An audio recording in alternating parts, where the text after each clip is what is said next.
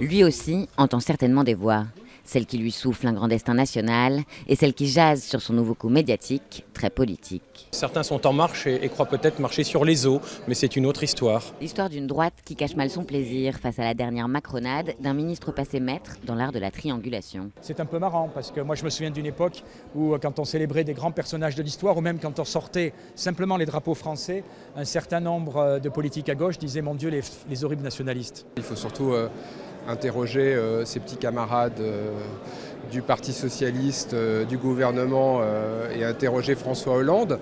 Je pense qu'il n'apprécie pas beaucoup ce cavalier seul. C'est peu dire. À gauche, on est même exaspéré. Alors je ne commenterai pas ce qu'il fait, j'en ai rien à faire.